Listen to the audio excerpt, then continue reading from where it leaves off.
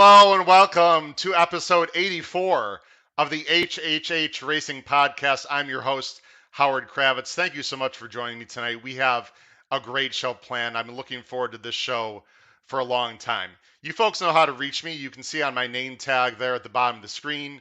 You can reach me on Twitter at HKravitz. I've been very active on Twitter. Please follow me there. Also, make sure you hit that subscribe button right there. Hit that subscribe button. We're close to 500, folks. I'm almost halfway to my goal of 1,000 subscribers. We're close to 500 subscribers. If you have not subscribed to this channel, please make sure you do so. I greatly appreciate it. We have close to 30,000 views on this channel. It's only about 9 months old. I'm really proud. Thank you so much for joining the show and being a viewer. But please make sure you're a subscriber. Also, down below on the scroll, you can see you can reach me through email, hkravitzhorse@gmail.com. Any questions, comments, feel free to do that as well. If you're watching this live, we want you to be chatting in live. We're going to have a lot of viewers here tonight. We have the fantastic racetrack announcer, longtime racetrack announcer, Arlington Park here tonight, John G. Dooley. Type in those questions and comments for John. We'll try to get as many viewer comments on the screen as possible tonight. If you're watching this as a replay, make sure you comment down below the video player any questions or comments about the show or anything you'd like to see. Very quickly, I have a race day blog. Folks, if you have not subscribed to this race day blog, you're missing out. And you don't have to believe me. The race day blog last week was hot, red hot. I gave out a $67 Caveman Pick 5 ticket at Churchill that paid almost $700. If you receive the blog, you know what I'm talking about. Had several winners in middle to higher odds. Had some bombs that finished second. The race day blog is hot. You should really purchase it. It's very cheap. I do want to mention, for anyone that's interested, I just want to make sure we're clear. The Patreon website will auto-replenish your subscription at the beginning of the month. So if you want to wait a week until October 1st to go ahead and purchase the blog, that wouldn't be a bad idea. I just want to make sure I'm very clear on that if you purchase the blog now, you will be charged another $12.99 on October 1st. But the Race Day blog has been red hot. Please subscribe to the Race Day blog. I highly recommend you do that. Ladies and gentlemen, we have a packed show tonight. I don't want to waste any more time. There's two people I'm going to bring on initially, and then we'll take one of these people off and have a longer discussion. So from a technical standpoint tonight, we're going to be a little bit different, but I know you're going to enjoy the show. First, let me bring on a person who has a fantastic career. He's the current track announcer at Arlington Park, also the track announcer at Fairgrounds Racetrack in New Orleans. The one, the only, John G. Dooley. John, how you doing tonight, sir? Good, Howard. Thanks for having me on. I'm glad I'm an Arlington Heights resident, not only the longtime track announcer at Arlington. So I was able to beat the traffic, get home here to my study, and join you here on the great podcast. I'm so happy to have you. Listen, if this guy's not one of the hardest working guys in horse racing, I don't know. Folks, he just came off calling a card. He rushed home through 4 or 5 accidents, for I understand, because he knows the Chicago drivers in traffic, these days, a little shaky. He avoided all that. Took the side roads. I think he jumped over cars. I don't know, whatever he did to get here. Amazing. John, thank you. We also have another person coming on. This gentleman is a big fan of the show, a big fan of Arlington Park. I'm excited to have him on for the first time. Mr. Tom Starzinski. Tom, how are you doing tonight? I'm doing great, Howard. How are you doing? Fantastic. Thanks, Tom. So very quickly, I'm going to let Tom introduce himself first, everyone. And then I'm going to have about half an hour with John. And then we'll bring back Tom for the late pick 5 conversation at Parx this Saturday. A huge cards, the Penn Derby, the Cotillion. It's a fantastic card. So if you were waiting to hear some handicapping, we're going to get there. But don't go anywhere because we have John G. Dooley on for half an hour.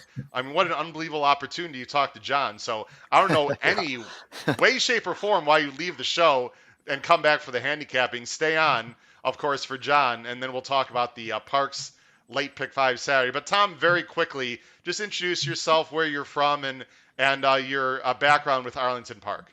I grew up in South Bend, Indiana, and would go to Arlington Park on weekends. And I've been doing that since 1974 when I first was introduced to racing by my older brother. Since then, had many, many fond memories and experiences at Arlington. I'm a psychologist by day, horse player by night. And and you need to be a psychologist to be a horse player sometimes based on the bad beats and whatnot, don't you? I love the sport. It's at times been financially lucrative for me.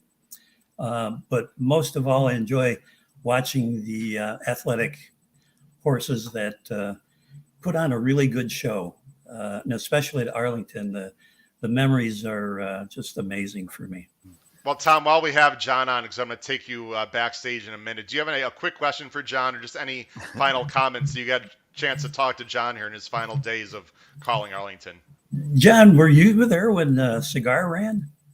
No, I wasn't actually. My first year here was in 2000. So Cigar had already, run to the great cheers of the Chicago fans here. But it's a moment I certainly watched on television, like so many other great racing fans. But certainly part Cigar, running here, winning here, part of the lore of Arlington. Some of the great athletes we've hosted here over the years. Yeah. Tom, any final comment for John? Anything you want to say, John? Now that I see your face, I've heard your voice for many years, and it's nice to put a face with the voice. I look forward to hearing you for the rest of the show too, and your thoughts, Tom. So great to meet you, and thanks for your longtime support of racing at Arlington. Really appreciate it. Thank you.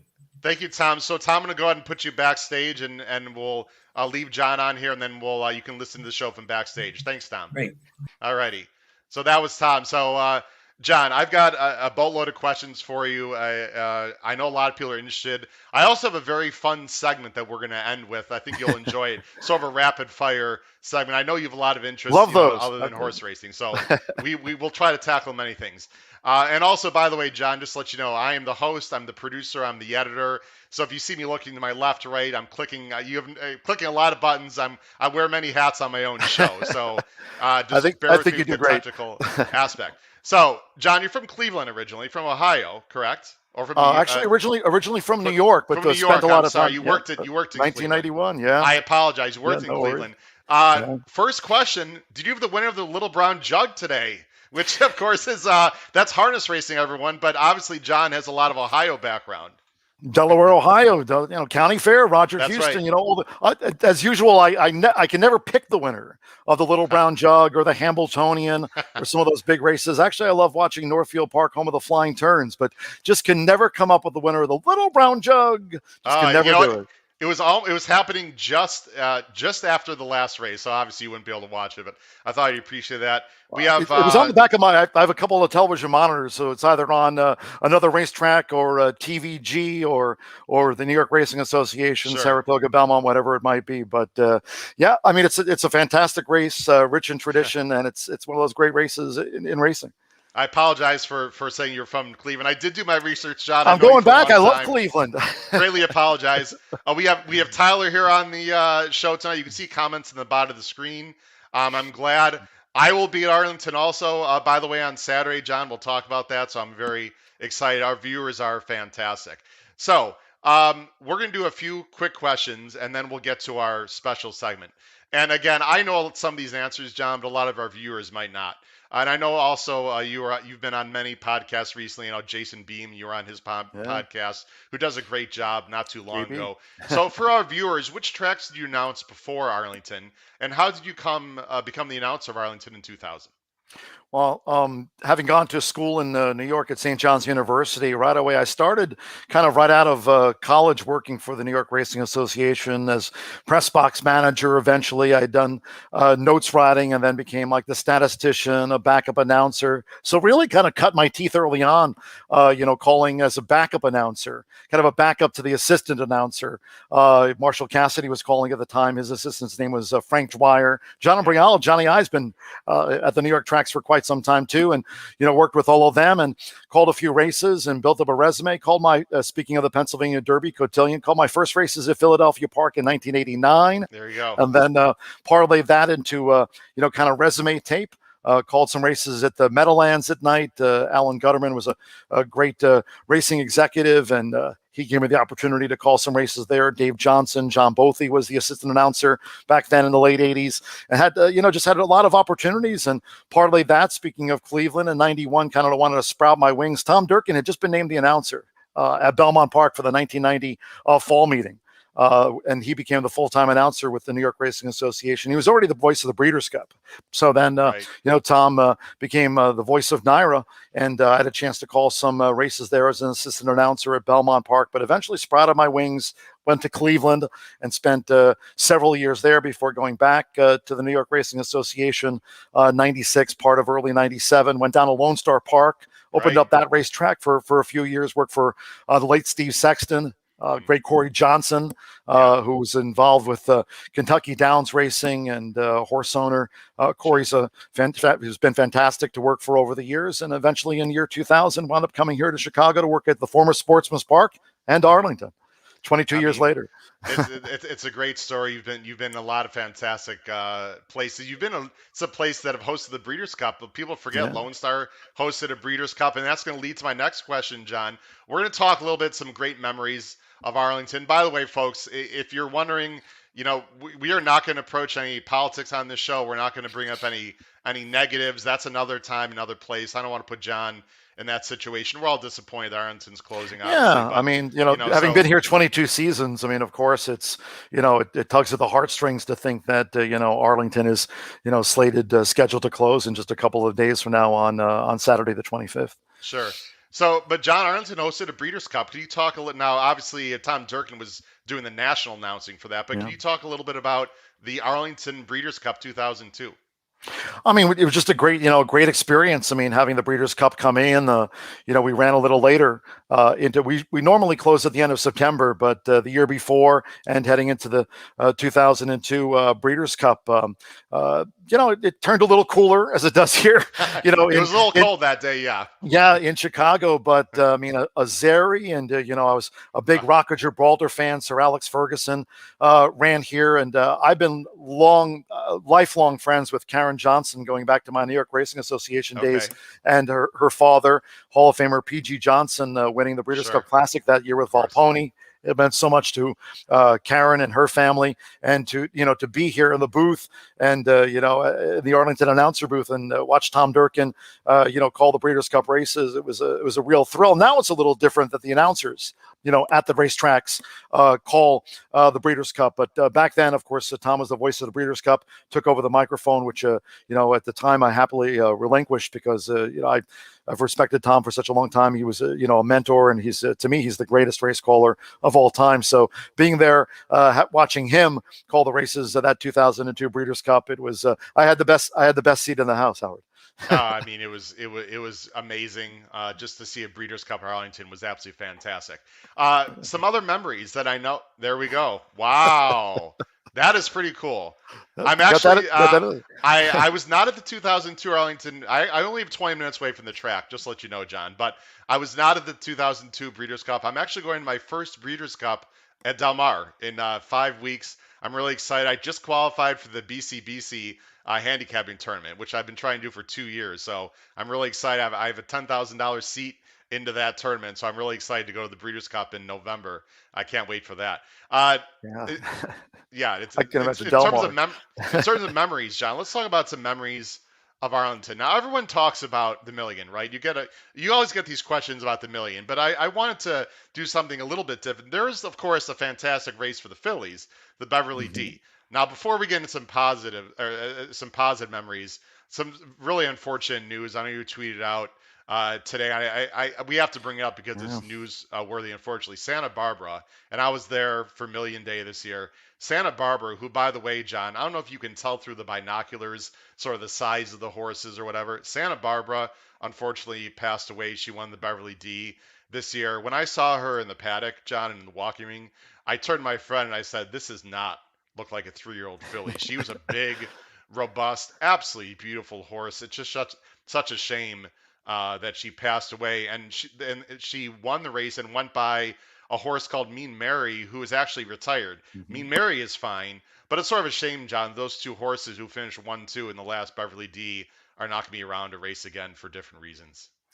Yeah, I mean, I tweeted that out today at John G. Dooley about Santa Barbara and Yeah. Ballydoyle, and it was just such sad news. And I thought I was really looking forward to seeing her go on and her future campaigns and maybe even her career as a broodmare. But unfortunately, the news of today from Ballydoyle, just it's sad news. And over the years, I mean, it really horses like Santa Barbara and it's part of that international festival of racing. Obviously, this year it had a whole different type of vibe to it. The former Arlington Million, it was the $600,000 Mr. D Stakes this year, but still, those Grade One races that, for over the years, over the decades, attracted. Estropod comes to mind. A million winner, the Mare. The only distaff to win in all the years in Arlington Million history, of course, named the Mr. D Stakes recently last month. But just sad news about Santa Barbara and but one of the great Grade One winners we've had here at Arlington over the years. But definitely sad news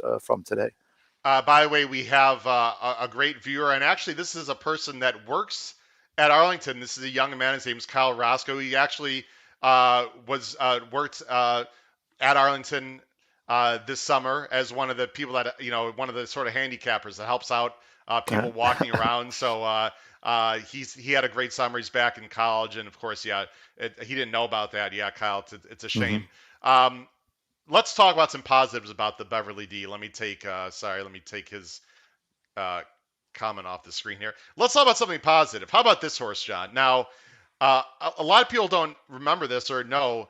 Talk a little bit about the story of Eclair de Lune. What an unbelievable, and I have a little surprise for you too that I want to show you. Talk about Eclair de Lune, who that horse is, and why I'm bringing her up on this conversation. Well, Royal Blue and Gold Dots of Arlington, Chairman Emeritus now, Dick Duchessois, and of course in a race named for his late wife, Beverly D. And it was a race that really put Junior Alvarado on the Grade One map. And he runs this one.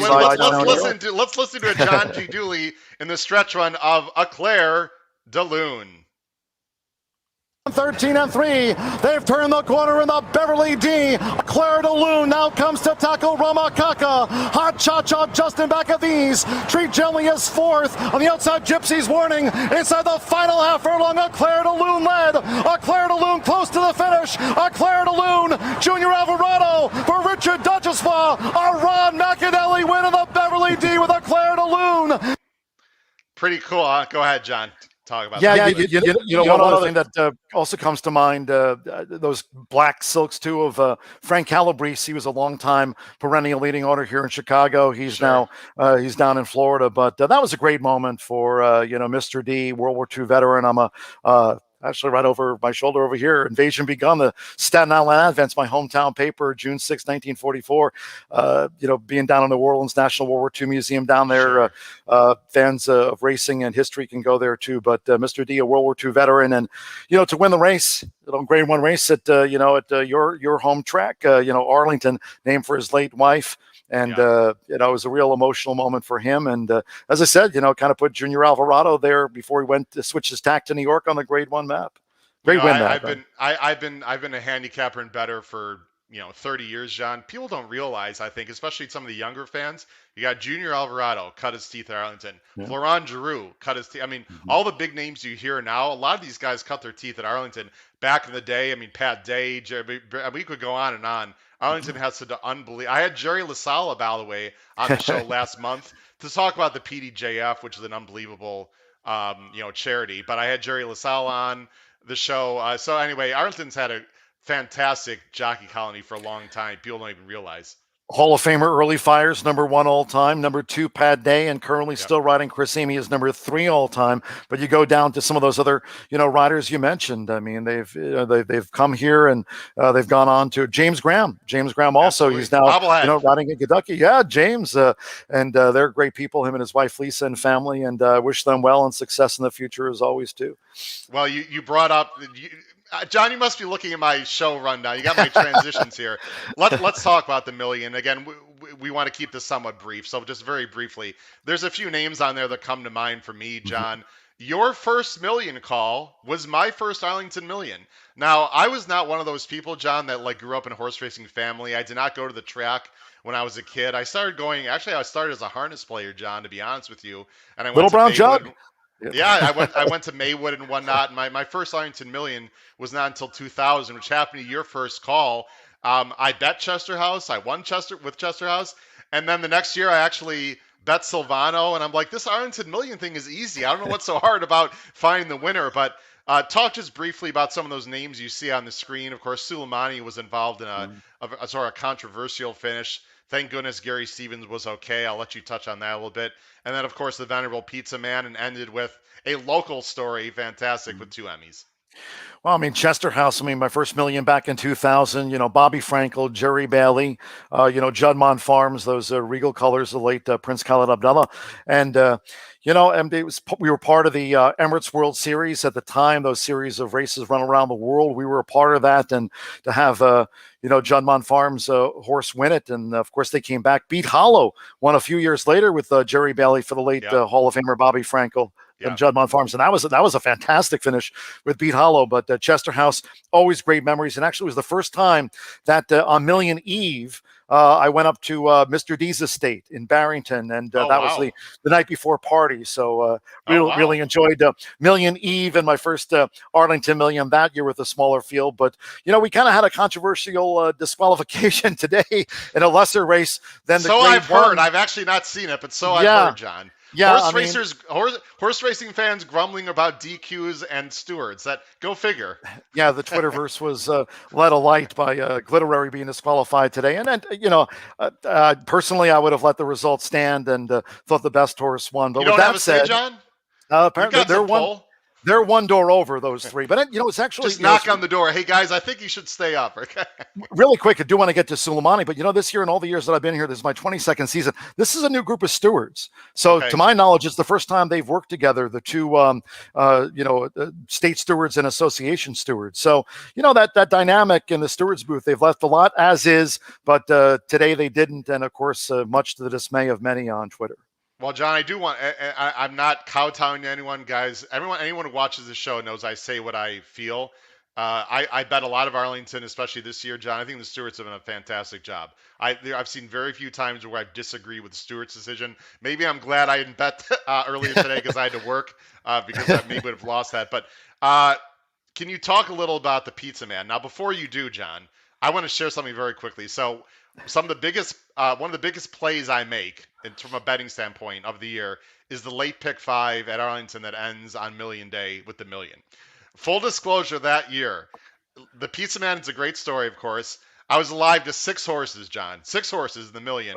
And there were some prices earlier in that card. I think the first leg was actually was a price. Anyway, I was alive anywhere between like 5,000 and 10,000. You know what I'm about to say, right? Did not have. I did not have the Pizza Man. Yeah. John, I just didn't think he classed up. I was obviously completely wrong. Before you talk about the Pizza Man, John, let's do it. I come prepared. I tell you, hold on just 1 second. Let's relive right now the stretch run as I bring it up here of an unbelievable local story, a Chicago legend, the Pizza Man. They turn for home. Shining Copper with 3/16 to go. Shining Copper leads by a length. Shining Copper here's up with the birds coming up the fence. The Pizza Man finishing now. Big Blue Kitten charging on the outside. The Pizza Man has taken the lead. The Pizza Man on the outside. Big Blue Kitten. Chicago's about to erupt. The Illinois bred. The Pizza Man just won the Arlington million on. Unbelievable, John. I could. And there's the Ramses. There's Big Blue Kitten and right there. I had him. Samson and Barnes up with the birds was right there too. Oh yeah. Oh, that was a great movie. John, I could feel your emotion. I'm sure you had something planned, but I've had a few racetrack. I've had a few racetrack announcers on my show. We'll get to that in a second. But sometimes unexpected things happen, and I thought you did a great job just bringing in the emotion, and because the crowd was going crazy. And that's all thanks to the Chicago fans, because Yeah, even Florent Giroux, when he thinks back, or he talks about the story of winning that million, he mentioned with 3 furlongs to go, and of course it's behind a big tree on the far turn at Arlington. But Flo mentioned that he kind of thought, well, the big guy's running a giant race here, and yeah, you could tell the crowd sensed the same thing. yeah. And And you but picked him I up at a great time, by the way, John. You picked him up like right at the right moment, right sort of the top of the stretch. You could see him making that move. but he was very accomplished in his own right with those grade 3 races and Oh yeah, the past stars and stripes. You mentioned how is he going to match up against the grade yeah, 1 caliber horses in that year's million. But I looked at Richard and Karen Papisi, Midwest Thoroughbreds during the post position draw at the ESPN zone at the time right. in downtown Chicago, and he did the pizza man had delivered. He came up with the goods, all this other things that he had accomplished in the past. And I said, I really have nothing planned, and I really didn't until because here comes you watch the replay, and here comes the Ramsey's red cap of Big Blue That big Kitten blue looming kitten, on the yeah. outside, and but I thought he was the other coming over the thoroughbred just top. By the dug way, in. sorry to interrupt you, but one of your favorite No. lines. Where did that line come from? You often say over the top is sort of a trademark of yours. Where did you come up with that line? Because I love when you use it very carefully in certain points. Usually on the turf, by the way. I'm sure you are aware of that. I don't hear you do it on the polytrack too much, but where did that sort of phrase come from? Because I know that's one of your trademarks. Truth be told, I mean, I'm a huge fan of European racing. I mean, every morning, Okay. I might be on, on twinspires.com and watching the races from over in Europe. I mean, Glorious, Goodwood, Royal Ascot. And, Yeah. sometimes you'll hear a commentator over there say a phrase or two, and, I'll write it down in my, phrase book and try to parlay that to, our American racing. And of course, as you mentioned, it always works, on the turf. But the Pizza Man, one of the great winners, Oh, of the yeah. Arlington Million. And Suleimani, by the way, speaking of that DQ today, that caused quite the uproar, Yeah. glitterary on this final Thursday card. But Storm Inside, disqualified. I'm sorry, Storming Home. Storming home. Not Yeah. not to be confused with the Ingrid Mason training for Muddy Waters Right. Stable. Right. Storming Home, and of course Gary Stevens. All the drama of that Arlington Million. Suleimani placed first, I but I was thought there back up. actually. Powers That Court was kicking Chris. The boy, Apache, the South African horse, disqualified, and the crazy. Ramsey's Real Solution getting that year's million win. So it seems like brought a lot of enthusiasm to the Arlington Million, but a few DQs too. Yeah.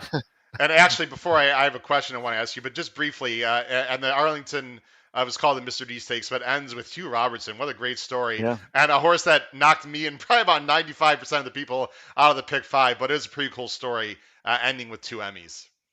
Yeah, and James Graham, I mentioned we were talking about some of the riders that have started out here, have won riding titles in Chicago at Arlington International, and then gone on to win other big races. But on that Saturday in August, James coming back here, place that he loves the crowd. The crowd loves James Graham and his great family. And I was thrilled for James, and a lot of us were that 2 Emmys won it for Hugh Robertson this year in 2021. CJ wants it. I'm not sure which turf. I don't know if there was only one turf sprint today, but CJ watching the show. CJ, thanks for watching. He's happy you called home one of his horses today. I don't know if it was. I know the 3-horse one that I in one of the later races. I believe on a turnback. I believe. I don't know. Was there more than one turf sprint today, John, or was there just one? I think we ran a lot of them today. There, we were in lane 1, lane 5, and yielding clear and convincing came from well back. Boy, E.T. Barrett. Speaking of a veteran jockey, E.T. Barrett, he's eight for his last 15. Is that he had 2 wins. Or what? Yeah, he had 2 wins today, and the last few race cards, he won 3 on Friday and Saturday. So E.T. and of course he plays that the great song "Surfing Bird." Bird is the word. After he wins, right? Is the word. Yeah. Yeah, and listen, he bird. can do it from behind too. Anyone thinks this guy's just a speed jockey is completely wrong because he can do it all ways. So, John, I've got one more question for you, and then we're going to do our special segment, and then we'll let you go. I know you've had a long day. Greatly appreciate it. Tough question. What are you going to miss most about Arlington Park? And then also, do you have any? You don't have to give any secrets away, but I'm sure you've thought about the final race call now that we've seen what it is. It's going to be a 5.5 furlong race on the turf. So what are you going to miss most about Arlington? And then talk a little bit, as much detail as you want, about the final race call. Have you thought about what you're going to say, do, etc.? Well, first of all, the fans. I mean, the fans have been fantastic here in Chicagoland. I mean, going back, over the prior 21 seasons, and you hear the roar from the crowd with regard to the past Arlington Million winners like the Pizza Man, of course, at First Illinois bred to win that big grade one. But without a doubt, the fans and the venue is just I mean, Howard, as you know, I mean, it's just immaculate. I mean, it's such a great place to come watch the races, unobstructed views, and when it came to the design of Arlington International Racecourse, they really spared no expense, and it's just it's a beauty, and it's a place that will be always dear and near to my heart. But getting back to the final race call, of course, it has to be a turf sprint. Vic Stauffer got a 2-turn route race when Hollywood Park closed, and this race will be over in just about a minute. Yeah, John, I gotta say, I gotta say, I'm a little disappointed that the secretaries didn't card a. Let the horses break in front of the fans on the last race. Mile and an eighth. I don't At mean least to be give me something nitpicky, a mile but and an eighth and 9 give you a little furlongs more- even on Polytrick. Yeah, give you a little more time and also break in front of the crowd. Anyway, I just had to get. I'm a little disappointed, but I'm glad it's on the turf. Yeah, I mean, I remember. I mean, Vic had such a great call when he finished up Hollywood Park. In the barns that have housed the likes of Zenyatta and Vic's great final Hollywood Park call. I'm going to have them whiz past trackside. So it's There you go. That's Well, how some great bets in the past and some good 2-for-1 beers. Again, you must be a mind reader. I actually had Vic Stauffer on my show about a few weeks ago, and he actually said, John, I don't know if I'm assuming you hadn't saw the show, but he actually said, interesting, John, he said that he thought, as he was planning for the last call, of actually saying nothing, of just having dead air. I thought that too, yeah. Management, let the horses speak for themselves. Management didn't go for it out there, but he actually gave that a thought. I thought that was interesting that he said that, because that would have been an interesting way to end the last race. But I'm just hoping no disqualification, please. Let's just have a clean run, turf sprint, and wrap up the 2021 race meet. But by the way, I talked to Larry Ovelli today, and he has 79 wins. He had a couple of wins on the card with, of course, the Friday card and Saturday closing day. Yeah. But Riv's record, I mean, he'll have a record. One more winner, it'll be 80 wins for him. And of course, 9-time leading trainer with his crown coming on Saturday. So the Riv 1 away from 80. So he's had a tremendous run here the past, 9-time training champion. John, I've got one more segment. Do you have 8-10 minutes you can give us here? Sure. Okay, Sure. I appreciate it. So I have a segment that with all my guests has been very popular. It is called 10 Minutes to Post. 10 minutes to post, ladies and gentlemen. There you go. I don't have very good John G. Dooley. So, John, these are 10 that's because at Arlington we step on the track with 0 minutes to post. Well, listen. That's really rapid fire. Don't even. The post lag conversation. Don't even get me started with that. But anyway, these are 10 rapid fire questions. So these, 10, 15 seconds to answer these questions, John. And then we'll bring Tom back and close out your portion of the show. Again, folks, if you're watching, thanks for watching tonight. We are going to talk about the late pick 5 at Parx in about 10 minutes after we finish here with the great John G. Dooley. All right, John, 6 horse racing questions, 4 non-horse racing questions. Who knows what it's going to be? Are you ready? You'll see them on the bottom of the screen. Rapid fire real quick. Number 1, what was the first moment you fell in love with horse racing? Saratoga. First time I ever went there with my family. We were vacationing in upstate New York, went to Saratoga. Marshall Cassidy calling the races. Loved the sport ever since. What makes a good racetrack announcer? Marshall Cassidy instilled to me about margins. It was always about margins and your accuracy. When Tom Durkin joined NYRA in the fall of 1990, he said, don't be afraid to let your personality come out. So somewhat a combination of the two, but most important, accuracy to me. Well, you brought up the great Vic Stauffer, who I love, and I just want to share something that Vic said when I asked him a similar question. We were talking about racetrack announcers, so I'm curious to hear what you have to say about what Vic Stauffer says here when he was on my show a few weeks ago. There he is. There he is. He was actually, he didn't want to be on camera, so we took care of him. But this is about 15 seconds, John. I'd like to hear your comments after what he says. In this day and age, especially when we must remember that 95% of the money that's being bet on a race is being bet by somebody who's not at the racetrack. And most of them are watching in a perfect world on TV, but most of them are watching on their computer, and even more are watching on their phone even more are watching on their phone while they're driving. And so this becomes an audio play much more than any of the visuals. He was just striving that he described himself more as like a radio play-by-play announcer because of that fact that a lot of people, so many more people now are watching who are not at the track. Any thoughts about what he had to say there?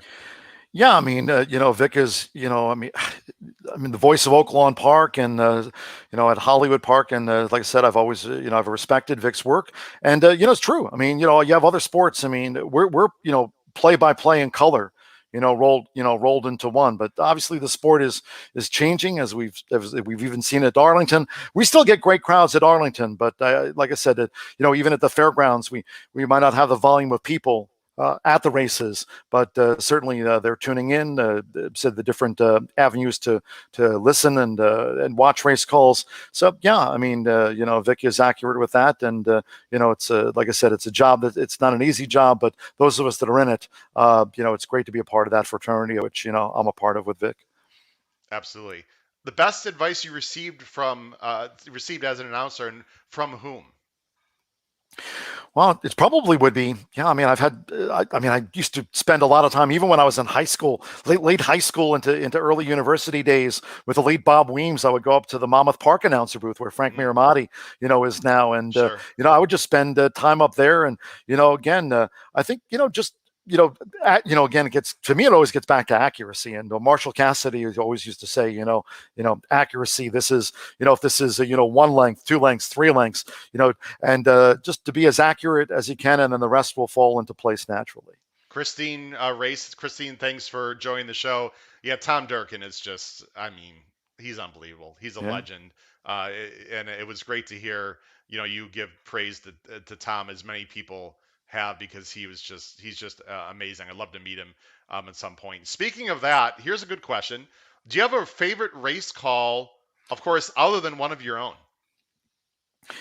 Wow, of course, it'll probably get back to Tom Durkin and, taking, especially recent events in the world and a lot of things like that. Of course, Tisnow comes up, but for me, Rachel Alexandra. I remember, Rachel Alexandra's wins, and, will, raise the, the rafters, at the spa. And one more. Just chills. I got chills right now thinking about that call. And one more, because I was a huge personal ensign fan when Tom called that Breeders' Cup distaff, in the mud and the dimming light at Churchill Downs. Yes. And I was up in the press box at Aqueduct when it went off. I was working for Naira up in the press box, the press office team, and to just nip winning colors, and maintain that undefeated season. Personal ensign is a horse that'll have a special place in my heart. I called Gopher Juan too, winning the Beldame. So I always remember I heard that on Jason podcast. That's pretty cool. Yeah, but that was one of my own. But all the greats at Belmont and that race there, it's just unbelievable. Secretariat, I mean, Chick Anderson. Although that was the radio call though, so Dave Johnson called it at Belmont.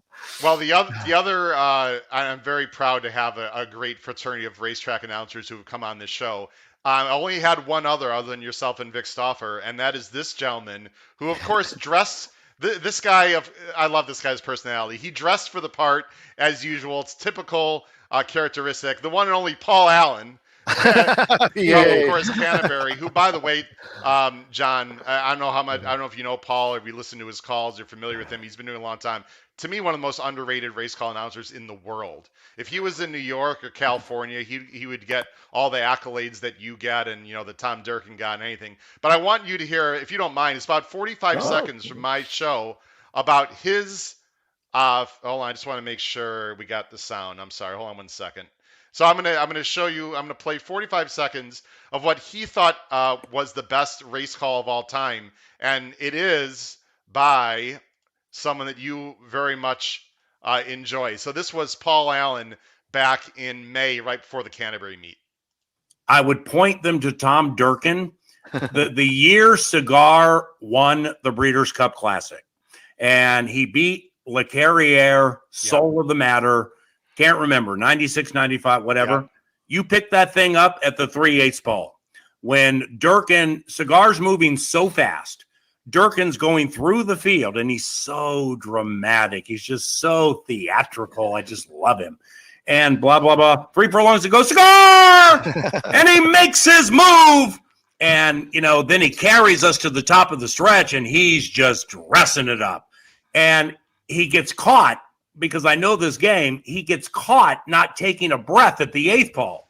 So it's down by the 16th now, and Jerry Bailey, the way Durkin was just exasperated because he missed that breath, is like calling on Cigar for everything he has, and it just stretches out. And from the 3/8 on, that Cigar Breeders' Cup Classic, that is the best patch of race call ever created. The incomparable, Boom. unbeatable, Cigar. Paul Allen's a pleasure. That was a special call, wasn't it, John? Yeah, I mean, you can go down that Tom Durkin list, and if there's a special place in the Racing Hall of Fame for broadcasters, I think Tom's, bust will be on the mantle. Have you ever caught yourself out of breath, like in what Paul was describing, and you want to get some words out, you just can't get them out, and you catch yourself in a bad situation? Yeah, you're watching, you're picking up horses moving on the turn, and I'm a big fan of PAs. They're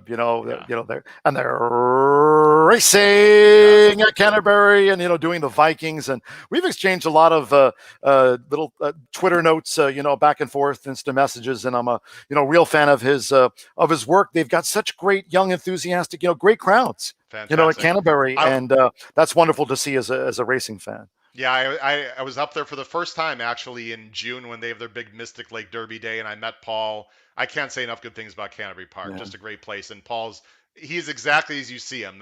That's not an act. He's just a great guy. All right, a few other quick questions, John. Again, I appreciate the time you're giving us tonight. Here we go. Let's see. This is a good question I've asked a lot of people on the show. Do you have a bucket list track or race day event? Because you've been a busy guy over the summer. Hopefully you're going to be busy next summer. But is there an event you'd like to go to anywhere in the world for a day of the races?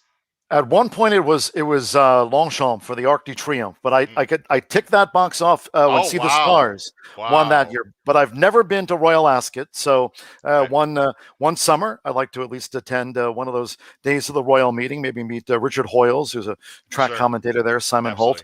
But bucket list track. Growing up on the East Coast, I've been to Saratoga, been to a lot of the East Coast tracks. Have never been to Del Mar, so I know you're going for the Breeders' Cup, Howard. And Del Mar, it would be. I've been to Santa Anita, but that would be my bucket list track. And one day I hope to go there, and I'd love to meet Trevor. I'll take some pictures and put them on Twitter, and you can see it for sure. I have met Trevor though, by the way. When he was here for the Breeders' Cup, I have met Trevor Demon, but just not at Del Mar. So man, you're lucky. I'd love to meet him too.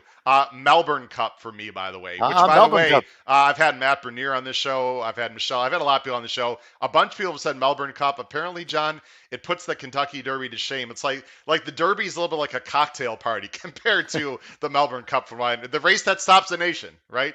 All right. Do you have a favorite horse of all time? Whether called or otherwise? Going back, Personal Ensign was I loved Personal Ensign. I was covering her again. I was kind of a notes writer for the New York Racing Association, going to the barns in the morning, having a chance to talk to Shug McGahee. And it's interesting. David Carroll, who used to work for Shug back in the day. He's now an assistant trainer to Mark Casse. His son, Declan, was riding here at Arlington Park this summer. I go way back to a lot of those Shug McGahee horses. And I love Personal Ensign, the undefeated career. And again, that dramatic Breeders' Cup distaff over winning colors, but also another horse in those black silks with the cherry cap. Easy goer, New York's easy goers, growing up in New York and having a chance to, that year. Here in my study, I actually have the program signed by all the jockeys when Sunday Silence Triple Crown bid was denied by Easy Goer, but I have all the jockeys that rode in that year's Belmont Stakes in a signed program here in my state. John, that Breeders' Cup Classic between those two, maybe one of the best races of all time. That if you have not checked out the Sunday Silence, Easy Goer at Gulfstream, I believe, is that correct? That call and that race at Gulfstream was absolutely a spine tingler, unbelievable. That Easy Goer just couldn't quite get there. What a great race. I'm sorry. So a few non-horse racing questions, John, and then we'll end you here. Favorite Chicago athlete? You've spent a lot of time in Chicago. Do you have a particular favorite Chicago athlete, whether it's a current one or former one? Michael Jordan.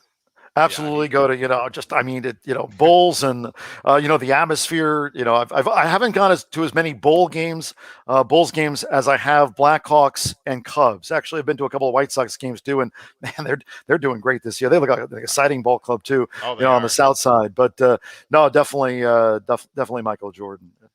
Deep dish pizza or Polish sausage, if you had a Deep choice. dish pizza. Deep dish There pizza. we go. And I don't know. Actually, I don't know if you've actually. I hold you've quarter either Moretti's directly on Algonquin every Sunday. So. Oh, there we go. A little plug. They appreciate the plug. I don't know if you've actually already answered this question. Cubs or White Sox? Cubs for me. Cubs for me. Beautiful. I'm a North Side guy too. I agree. Last question for you, John. And I want to thank John G. Dooley for coming on the show. Oh, I thanks, really appreciate it, John. Where will you be the track announcer next summer? What's your future plans? And then I actually, after you answer your question, I'll bring up this last question about announcers booth. Season closes at Arlington on September 25th. Looking forward to going back to the fairgrounds, Thanksgiving opener. You Right. talk about history. I mean, this coming season, the 21 and 2022 meet, 150th thoroughbred season at the fairgrounds. So to be a part of that history too, I mean, 22 seasons at Arlington, and then going down to the fairgrounds, and then I'll try to map out. Maybe I'll get a chance to go to that bucket list track, Royal Ascot, if I'm not working next summer. But there you go. I try to make, I'm an optimistic person, and we'll see what happens in the future. Well, we're wishing you the best of luck. The announcer, I don't want to put you on the spot in front of live YouTube, but I'm going to be there Saturday. It would be if it could be worked out at all. If it can't, John, I totally understand. If it can be worked out at all, where I could see call a race in the booth, or at least get a picture up there with you for anything. You don't have to answer that question now. I won't put you on the spot. I will email you after the show.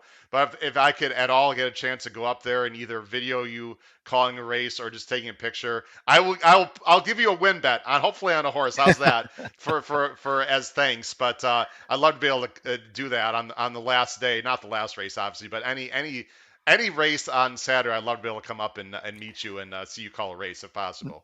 Not a problem at all. I mean, we're up in the suites, and it's kind of different. Some announcer booths are near the press box, which is like the case at the fairgrounds. Yeah. But the way Arlington was built, and again, such a beautiful grand dame of horse racing. But we're up in the suites level, and Howard would love to have you come up and be a guest and watch a race or two on Saturday closing day. Wow, I really appreciate that, John. I will email you after the show and we can talk details. Yeah. John G. Dooley, anything you'd like to say to the fans or anything else in closing as we close out the wonderful, beautiful Arlington Park racetrack this Saturday?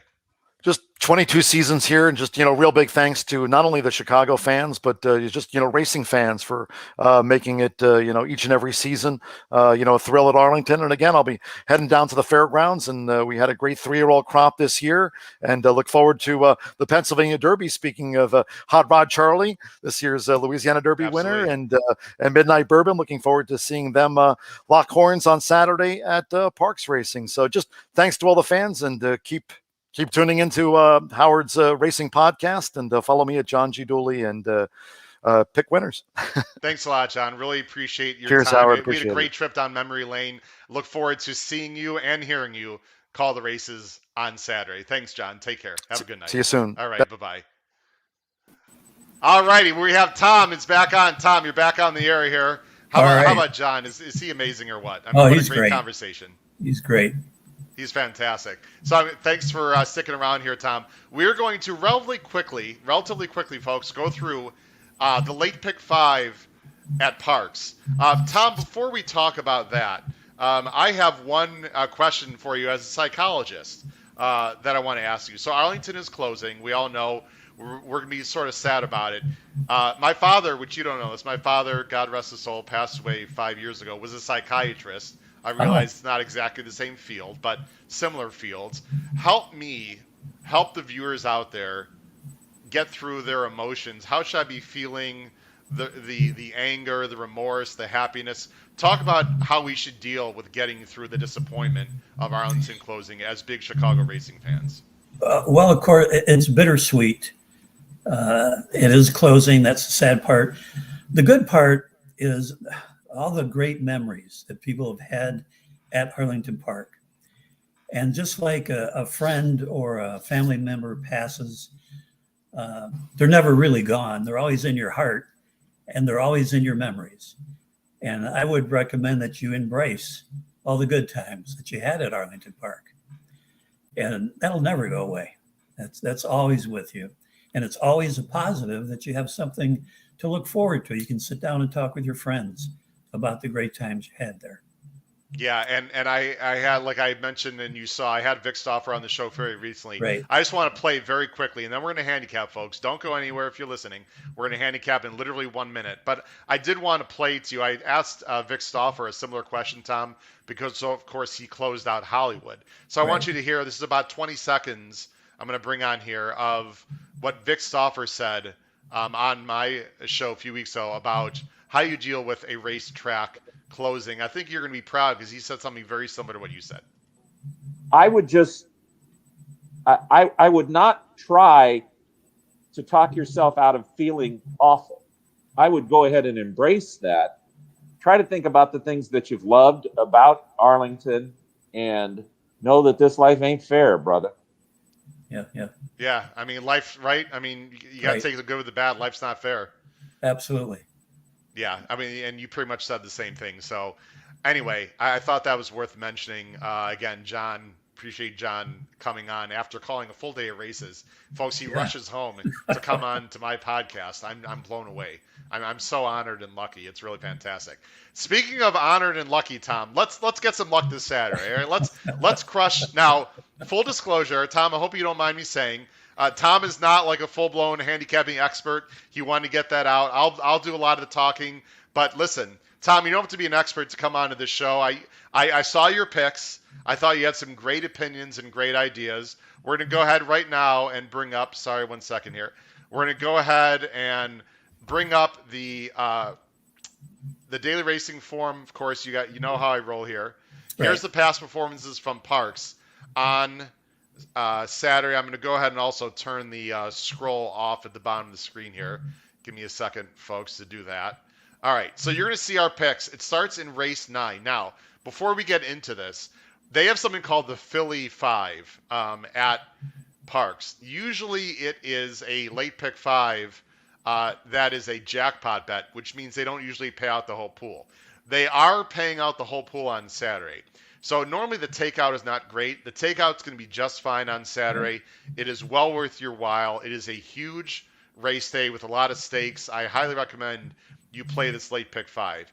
You see at the bottom of the screen, and Tom, you didn't know my picks, and I didn't know yours before you sent them in. It looks like we're thinking the same way here in the first leg. So let me go and get to the conditions here. It is race 9, 3:51 Eastern Standard Time. They're 5 furlongs on the turf. It's a grade 3 turf monster stakes.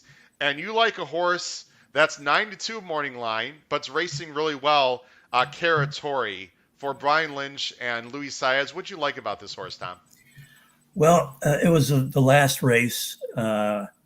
He got bumped, set the pace, responded really well in the upper stretch, and I thought did a heck of a job. That kind of a performance tells me that this is a horse that wants to win. And Yeah. I think that's an important variable when you're looking at horses. I think you're right on there. And also, the horse that finished third in that race, Gear Jockey, he just came back and won a huge race at Kentucky Downs. So the form certainly suits. We both, I like the 4, but we also have the 8, Caravel, who you have in second for Graham Motion and Junior Ortiz. It looks like, Tom, there's a lot of speed in this race, and I like a horse that can sit off a little bit. I think that's what this horse is going to do, don't you think? I do also. Yeah, and by the way, it's for Philadelphia got a lot of rain today. It's supposed to be clear tomorrow and clear on Saturday. So I don't expect, Tom, the turf to be firm. I'd say it's going to be more yielding or good. We also have the 1 and 3rd. I'm not going to talk about the 1 in detail, but I thought the 1 was a bit interesting, Tom, coming in from California for Mark Glatt, who does not ship horses east too often, for Flavian Pratt. He looks a little slow on paper, but we both think the 1 is a little bit interesting. I agree with you there also. We both have 481 Folks, don't use anyone else. It's that simple. 4-8, 1-4-8 in your pick fives and move on. Let's go to the next race, Tom. This is the grade 2 Gallant Bob. 6 furlongs, restricted 3-year-olds. And there's a horse in this race, Tom, that, wow. In fact, Tom feels so confident, you only need one. And you know what, Tom, I can't disagree with you because the number 7, Jackie's Warrior, I think is probably the Breeders' Cup Sprint favorite right now. Boy, is this horse really fast, Tom. I would assume he's probably just going to go to the lead and wire the field, right? Well, yeah, it's the buyer figures are extremely impressive. The pace figures are impressive. This horse is a fighter, and the last 3 races were incredible. This horse will not give up. I think he's ready to regress a little bit because of those past performances. However, I don't see anybody in this field, even if he does regress, that can take him. I just don't. By the way, Paul Halloran, thanks for the shout out. You see some comments at the bottom of the screen there. Tom, I don't know about the 1,000, maybe 2 miles, Paul, maybe 3 if you stretch it. But Paul, I appreciate it. You know what, Tom? When I saw this race, first of all, it looks like they're trying to put him in the easiest spot possible. I mean, he could have ran in the Vosburg, Right. which is a very nice race at Belmont. I know the New York fans are a little disappointed that Jackie's Warrior is going here. There is no possible way this horse is cranked up, right? I was really, really looking to beat this horse on Saturday because this is clearly a prep for the Breeders' Cup, right? I mean, they're not going to empty the tank here. But I agree with you, Tom. I just don't see a lot of alternatives. I mean, I just don't see it. I guess if you want to try to beat Jackie's Warrior, I think the one real talk is interesting. He's a lightly racehorse for Carlos David, who has a lot of speed. Maybe Jackie's Warrior doesn't break great, or maybe something strange happens. Real talk and maybe wire the field. I don't know. But, folks, this is pretty much a single and you move on. This 4 to 5, by the way, Tom, is an absolute pipe dream. This horse will be 1 to 5. I mean, he's gonna be a massive favorite. So Jackie's Warrior, I love. I really like in the Breeders' Cup Sprint, by the way. Really, no matter what happens to him on Saturday. Let's go to the next race of the sequence. I think this is a very interesting race, Tom. It's the Grade 1 Cotillion. This is for 3-year-old restricted fillies. They're going 1 mile and a 16th on the dirt. Let me go ahead and switch our screens here. Here we're going quite different directions. I thought this was a very difficult race. Tom, I'm going to talk about my horse first, and then I'll let you talk about your horse, the 5, if that's all right with you. Sure. When I looked at this race, first of all, one of the big stories of the weekend, which, folks, we can talk about forever, but we're not going to. Bob Baffert is not sending Medina Spirit. He's not sending Private Mission. Matt Bernier, who I have a lot of respect for and I consider a friend, made a good point about Medina Spirit. You know, maybe there's other speed in the race and Baffert wanted to keep him at home. Okay. Why he's not sending Private Mission, though, Tom, I have absolutely no idea. Because on paper, the 7 Private Mission looked like she was absolutely lone speed and had a big chance. So for that reason, Tom, I like the 8 Always Karina here quite a bit. Now, these odds are going to change, everyone. Okay, these odds are not going to be what you see because Private Mission is out of the race. So I think it's going to change these odds. But, Tom, I felt like Always Karina is just going to be a lone speed out there. Can she go 2 turns? Can she get the distance? I don't think distance is the problem. 2 turns is definitely a question, but Chad Brown has rested Always Karina up for this race. Like I said, I think she's lone speed, and I think if she breaks well, Johnny V is going to put her on the lead. I think she's going to be very tough in this spot if she can get the 2 turns. Another horse that I'm going to let you – well, actually, let me finish my conversation. Anyone who's a fan of this show knows how much I'm a big fan of Obligatory. Obligatory gave me one of the best calls I had all year in the 8 bells when she was 16-1 on Kentucky Oaks Day. It was a great score for myself and any viewers of the HHH Racing podcast and anyone who received my blog. I've loved this girl. This is only her second start, Tom, going actually it's her third start going 2 turns. A lot of people, Tom, might say, Howard, why do you like Obligatory? It looks like she's better 1 turn. This race on March 20th, which I'm not going to show, the Fairgrounds race, She had legitimate 5 to 6 lengths of trouble. I'm not going to show the replay on this show, on this podcast. I talked about obligatory, Tom, for a good 10 minutes over that replay. And that's what convinced me to bet her in the 8 bells. I don't see any reason why obligatory can't get 2 turns. A 10 to 1 is a very juicy price. You're not going to get 10 to 1. I think she's going to be a little bit closer to pace than she has been in the past. I think obligatory is very interesting here. I like obligatory. I think she can win. Now let's talk about 2 horses that you see on the screen. Where is Clairiere? Tom has Clairiere third. I don't have Clairiere anywhere. Folks, I'm using her very, very, very defensively. I just don't think she's that good, with all due respect. Can Clairiere win this race on Saturday? Of course she can. Of course she can win this race. But you know what? She hasn't really improved much since the fairgrounds. She's had some troubled trips. She's going to be a very low price here. I'm not buying her. She can win. I'm playing against her. A horse that I'm much more interested in, and this is Tom's top choice, is the number 5, Tom, Army Wife, who I'll let you talk about, for Michael Maker, who just seems to be getting better and better. Well, there's 3 things that I thought were important about this horse in order for me to pick it as my primary selection. It's cutting back in distance. The buyers have been going forward each and every race. And the last race got run down by some horse called Malafat. Yes. I don't know if you've heard of that horse or not. Malafat is very good. Yeah. But I thought that was quite impressive. Yeah. So those are the reasons.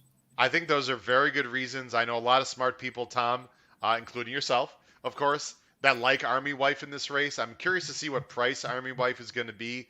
She can come from behind. She's tactical. I have her third. I will admit I maybe should have her higher.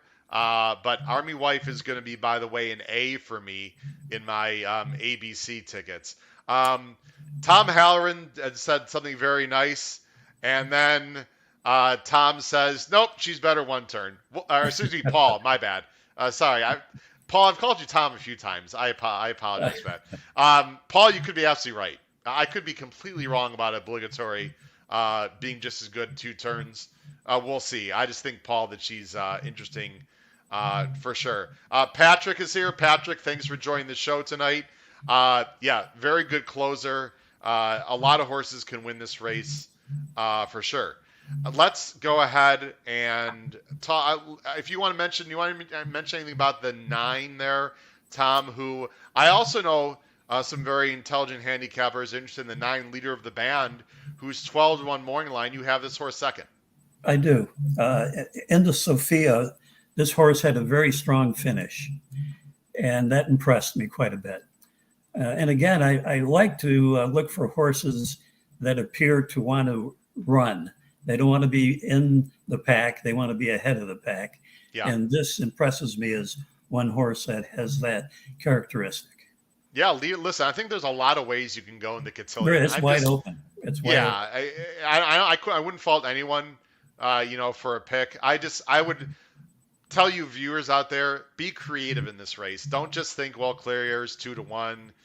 She's going to win, or, even Army Wife, who I'm assuming Army Wife might be second choice. Tom, I'm not sure. Might be always Karina.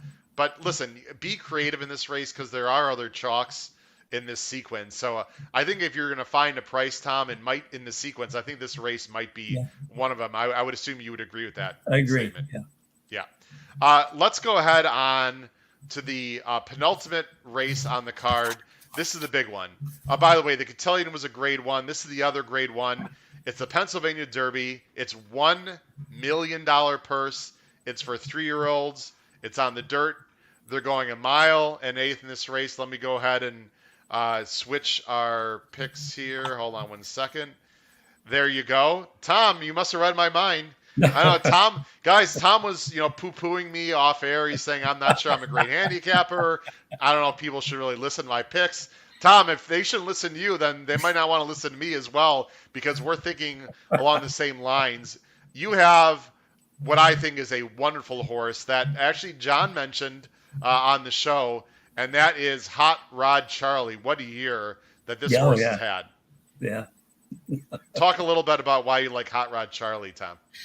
Hot Rod Charlie, all you have to do is look at the pace figures to see that this is a horse that just kind of cruises along and goes at a steady, fast pace. Yeah. This horse has the ability to come out quick and to sustain. And to me, that is just incredible. I think in the Belmont, he had the fastest opening quarter in the history That of is that correct. race. He did. And that's quite impressive. So Yeah. that's He's had a fantastic year. I mean, won the Louisiana Derby.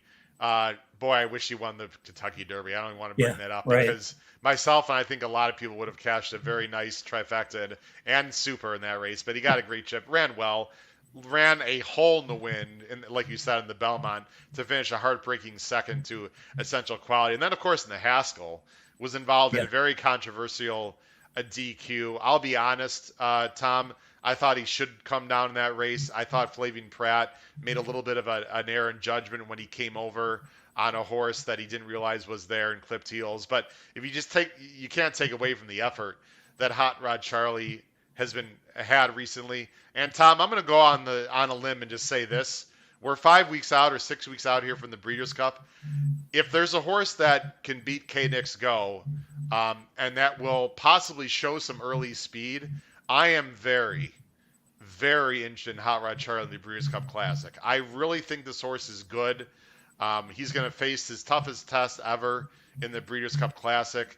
But if he wins this race and does it convincingly, that will even, back up my opinion even more. I will say this, Tom, if he does not win this race Saturday, I am off him in the Breeders' Cup. He has no excuses here on Saturday, in my humble opinion, Tom. He should go to the lead, or he could sit just right off it. He should win this race, Tom. And I would bet him on the win bet as low as 8-5. I would put a win. I think he's that good, and I think he is that much better than this field, in my opinion. I am completely against Midnight Bourbon. I just want to say that for the viewers out there. I like Midnight Bourbon as a horse. That 107 that he got in the Travers last time, he was walking on an easy lead, 48-4, 114 for 6 furlongs. That is not going to happen in this race. And any time that this horse has been involved in a race with faster fractions, which this one is going to have, he has trouble passing horses. I'm completely against Midnight Bourbon in this race on Saturday. I'd probably just put him in the winner's circle, but that's horse racing. Of course, Medina Spirit, as we just mentioned, is out of the race. Tom, a horse I am very, very interested in this race, along with Hot Rod Charlie, of course. And I have this horse second. You have this horse third. right. Is the number 10, American Revolution for Todd Pletcher. This is a New York bred who just keeps getting better and better. Ran a very good Beyer 98 last time. Granted, it was against New York breds, but I love the way he did it, Tom. Distance is not a problem. He's going to stay out of trouble. And I think when Todd Pletcher puts a horse in this type of race, don't you think that exudes a lot of confidence from his barn? Yeah, I looked at this horse and I thought, wow, Pletcher really believes in this horse. He's only run 4 times. He's won 3. His Beyers have gone up each race. He's very impressive. And I think, seriously, he has a really good chance of coming really close to winning this race. Now, he's young and he's got a lot to learn yet, but I think he is a high quality race.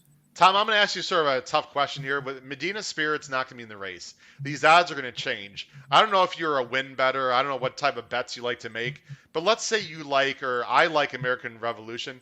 What is the lowest odds that you would place on a win bet that where you get some value? And obviously, if American Revolution is the real smart money, and let's just say he's 3-1, which he's not going to be. Is there a price that you would recommend for myself? Or maybe people like to make win bets. How low would you go with American Revolution? For win bets, I don't like to go any lower than 5-1. Okay. Well, I think we're going to get that right on American Revolution. I think we are. Yeah. I think he's going to be somewhere. I'd say 7-1, 8-1, somewhere in that range would be my guess on American Revolution. Speaking of younger horses, this horse number 3, who you have second, Tom has been getting a lot of buzz on social media. People that I listen to, Speaker's Corner for Bill Mott ran. We're not going to watch too many replays here tonight. Ran a 101 buyer last time, coming off a long layoff. This is horses by Street Sense out of a Bernardini mare. This horse is screaming long, and just like we said with the Pletcher, Tom, Bill Mott is no dummy. If he's putting this horse in $1 million race, he must feel like this horse has a big chance, owned by Godolphin. Yeah, I only have 2 reservations. Okay. One is the distance, Sure. and the other is the Lasix factor. Talk about the Lasix a little bit, because that's been a big deal this year with certain races have Lasix, certain ones don't. His last race he ran on Lasix. Sure. He did quite well. This coming up Saturday, there's no Lasix. Right. I don't know if that's going to have an impact on him. It makes me a little hesitant, but still, I had to put him in as a viable alternative. By the way, Paul, who's from Boston, apparently Paul is going to be going to a tea party somewhere by somewhere in the harbor, probably to bet, and he's going to bet American Revolution and celebrate with the other colonials up there and cheer him on. But yeah, Paul, he's talented for sure. I agree with everything you said, Tom, about Speaker's Corner. My concern with Speaker's Corner is not really the distance, is that it's only his 4th lifetime start. He's going to have to be very professional. And the other thing, Tom, is there's no way in hell we're getting 12-1. I think Speaker's Corner is going to be 3rd choice, Tom. I really do. I think Hot Rod Charlie is going to be a pretty heavy favorite. I think Midnight Bourbon, the 8, is going to be 2nd choice. And my guess is Speaker's Corner is going to be 3rd choice. Over Keep Me in Mind, over Folsom, over anyone else you want to mention. I think Speaker's Corner is going to be like 4-1, 5-1. I shouldn't say 4. I'd say more like 5-1. He's going to take a lot of money. Now, while we have a minute here, Tom, let's bring up the breeding. Okay, this is the great thing about the DRF formulator. Let's go and look at the breeding here, Tom, and I'm going to show you why distance should not be a problem. So, this the mother here, the dam, is Round Pond. Round Pond is out of Awesome again. This family tree screams distance. The mother, was Tyburn Brook. You see that was unraced. However, in the second family, you got Bernardini. Okay, obviously a complete monster. 1 1/8, 1 1/4, no problem. We all know Bernardini. Round Pond, the Grand Dam, very, very nice mare. Won almost $2 million. And Tom, take a look at this horse. Also, 2 distance, right? 2 turns, 1 1/8 all over the place. So this horse is clearly bred, especially on the dam side, and then on the male side, out of Street Cry. So I don't think distance is going to be an issue here, but I don't like the fact this horse is going to be a very much lower price, and it's going to be the wise guy horse, and is definitely going to be an underlay, meaning probably overbet, but very interesting for sure. The Penn Derby, it's going to be a great race. I'm personally hoping, selfishly, that Hot Rod Charlie wins and wins well, and I'll be betting him in the Breeders' Cup Classic as of this moment. But look out for the number 10, American Revolution. We both like American Revolution as an interesting play in the Pennsylvania Derby. Tom, I just wanted to add, Howard, that I hope a lot of people pick Midnight Bourbon on top. So do I. So do I. Yeah, he's gonna take money. I mean, he's the name horse, right, Tom? And people love that one. People love that big buyer. You've been handicapping a long time. People are very attracted to that last race, which is really a big mistake that a lot of handicappers make. They fall in love with that last race, don't they? Absolutely.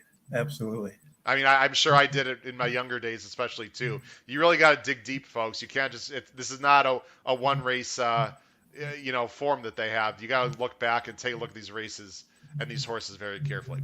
Tom, we're about to get to the last race here. I love your comments here. You're doing a fantastic job, by the way. Let's go ahead to the last race. Now, I have a very strong opinion here in the last race, Tom. So I'm going to go first if you don't mind. Go ahead. I think this last race is wide open, all right? And I think you do have to spread. But when you have a race, ladies and gentlemen, that you have a lot of interesting horses and that you can spread, this is where I like to zig. So when I zig, right, I'm going to zig when people zag, etc. I'm going to single here. Now, when I say single, let's be very clear. If I was playing a caveman ticket, just a smaller ticket, I'd probably single here and just go for it. Because to me, either you go 1 or 2 deep, or you can go 8 deep. So for me, I really like the number 1, You Must Chill. This is a 5-year-old gray, Frankie Pennington, Jamie Ness. He looks a little bit slower on paper, I will say that, Tom. However, there's a few things I like. First of all, I like the fact that he just ran very well last time on the turf. By the way, these are state breds. I apologize. It's a 1.16 on the turf. This is the Alphabet Soup, 200,000. By the way, I love Alphabet Soup. Great horse. A gray, by the way, as well. It's for state breds. This is for Pennsylvania breds, 3-year-olds and up. You Must Chill looks to me is improving, can handle the turf. And you know what I really like, Tom? I think this is a bit underrated. I'm expecting the turf to be a bit soft. Look what happened. Last time, ran on soft turf and ran very well. And if you look at the PPs in this race, folks, a lot of these horses are not only turf horses, but a lot of these horses have not run on off turf either, on softer turf. So there's a lot of horses that are going to take money in this race that don't have great turf form or turf breeding at all. And not only that, the turf is soft. So this horse is proven on soft turf. He's 92 morning line. He's getting an inside trip. You have him 3rd. I love You Must Chill in this race. Tom, let's go to your top choice. You've got the 7. How long should we do it? Wait for it? Nah, I was gonna pull up on there. I was gonna do dead silence for 5 seconds, but anyway, you got this. People are like, what's going on? You got the 7. Wait for it. Has won over $600,000. Tom, this is a really nice Pennsylvania bred. For actually a low percentage jockey, but a jockey in Nunez that knows this horse very well. Talk about what you like about the 7. Wait for it. Tell you the truth, Howard, this is a wide open race to me. Yeah. I could have gone on with probably 5 or 6 horses here. I'm not holding myself to the fire with number 7. I think. Was there something in particular you liked about him, Tom? I like the earnings. I think he's coming out of quality races. He's faced some good competition. Yeah. And basically, that's just it, Howard. Like yeah, I said, I'm sorry. He's very honest. He's only had 1 lifetime start on turf, though. So it seems to me, listen, the trainer, Ed Coletti, he's a fantastic trainer. It seems to me, Tom, and for the viewers at home, that there are a lot of trainers just putting their horses in this race because it's a nice purse for Pennsylvania breds. I mean, but really isn't Wait for It mate perhaps more of a dirt horse? I mean, Someday Jones is better on dirt. I mean, there's a lot of horses. Prince of Rain has never really been on turf. There's just a lot of horses here that are going to take money. The 3 Irish Cork, who can absolutely win the race, Tom. He's a nice horse, but he's by Flat Out, who's not a turf horse at all. But look at his numbers. His buyers are in the mid 80s, and he did want to get on the turf 2 starts back, Tom. So I understand why you like the 3 because look, he's a fast horse, right? Yeah, he's a speed horse. Yeah. Well, and he's got really good numbers compared to the field, correct? He does. So if he takes the turf, I'm assuming that's why you have him in 2nd, right? I mean, he looks like he's fast enough to win, but of course, turf is a question. It is a question. Yeah.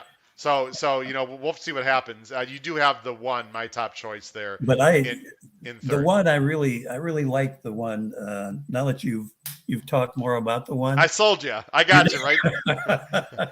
Go to the bank, Tom. I'd like to flip it. By the way, rumor has it, we'll when we end the show in a second, rumor has you got a big family occasion coming up. So take that win bet money and You Must Chill and invest it into what's happening this weekend. I'll let you talk about that in a second. That'd be but don't spend too much money because I want that event to go out very well. So anyway, Tom, let's take a look very quickly as we start ending the show here, folks. And again, thanks for joining me. Here's my pick 5. Again, ladies and gentlemen, everyone knows that I play ABC Ticket Maker tickets. This is not the ticket that I'm playing on Saturday. And I am being a little bit contradictory because I'm not signaling you must chill on the end. I apologize. I was thinking of another situation. I would go on my, as you see there on the screen, I'm going, let me take the past performances. I am going 5 deep there in the last race.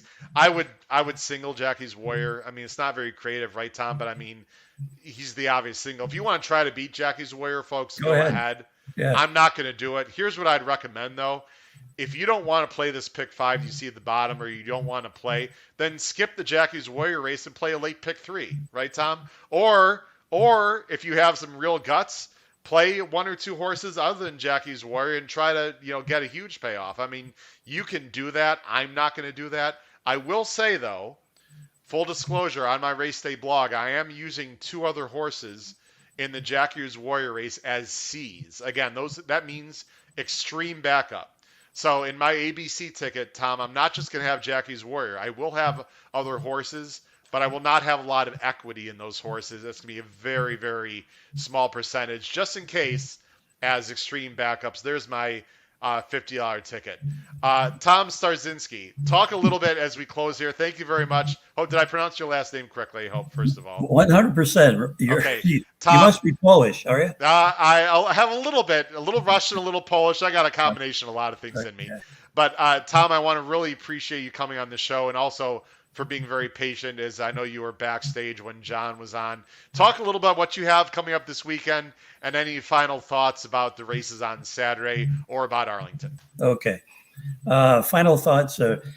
Well, first, Arlington, I wanted to mention that back in 1988, I took my daughter to Arlington Park. She was 8 years old. She selected a horse that went off at 45-1. Horse won, and she used that money to buy her first bike. That is a fantastic story. I love that story. And what's happening this weekend? This weekend, my son is getting married. Congratulations. So thank you. Very nice. So I hope to hit the pick 5 to help pay for that. I also wanted to mention, Howard, that I do subscribe to your blog, your racing blog. And I want to thank you for your picks, the closing day at Kentucky Downs. Over $9,000 on a $100 bet. Wow. So, you won $9,000 on the Kentucky Downs card? Yes. Oh, you want to talk a little bit about, do you remember the horse or the race there was at? I could give you, was it the, oh boy, I'm drawing a blank now. Yeah, so yeah. We had a few winners on Kentucky. So, boy, now I'm drawing a blank. Well, we won the sprint race, I know. We had the race, the Argentine bred who won the distance race. Boy, I'm drawing blanks now. But anyway. I can't either, but I'm so bad with names. I do. I want to tell you, I really appreciate your suggestions. Thank you. Have a good day. A real good day. Once in a while, a squirrel finds a nut once in a while. Folks, right below, there's information about my race day blog. Tom, I really do appreciate the plug for the race day blog. I think that was worth your $12.99 for that month. For sure. That card is only about $3 a race day blog, folks. So I had a good day that day as well. Thank you, Tom. I'm glad you hit. Thank you very much for coming on the show, Tom. I'm gonna go ahead and take you off the screen here. Congratulations on your son's wedding. Really appreciate you coming on. Keep watching the show, and good luck. Well, you're probably not betting on Saturday. The wedding is Saturday, did you say? Saturday. All right. Well, so maybe make your bets before in the morning or whatever. Good luck with the family, and congratulations. Thanks again. Take care, Tom. Thank you, Howard. All righty. Take care. All right. That was Tom Starzinski. Really appreciate him coming on the show. Ladies and gentlemen, we've had a lot of fun tonight on the HHH Racing Podcast episode 84. Let me go ahead. Yeah, we had Gear Jockey. Thank you, Patrick. I appreciate Gear Jockey we had, and I already mentioned him today too. It's been a long day, folks. Maybe it was Gear Jockey that Tom cashed on. I'm not sure. But anyway, $9,000. Wow. Tom, I know how you feel a little bit. I'm not going to toot my own horn because I've had plenty of bad days. But last week when I qualified for the BCBC. That was basically winning $10,000. So, but that's not real money. Well, actually, it is real money. But I'm going to take that entry in the BCBC at San Diego and see if I can do some damage out there. I'm really excited about that. Ladies and gentlemen, it's been a fantastic show. Let me again, you see the scroll there on the bottom of the screen. Our next live show is going to be a week from tonight. The guest is TBA, but next weekend, there are fantastic Breeders' Cup prep races. If you're going to bet the Breeders' Cup, folks, you have to watch these races. You have to watch the races this weekend, but especially the weekend of October, let me look at the date, October 2nd, that weekend, that's a Saturday. And then the following weekend, Keeneland opens.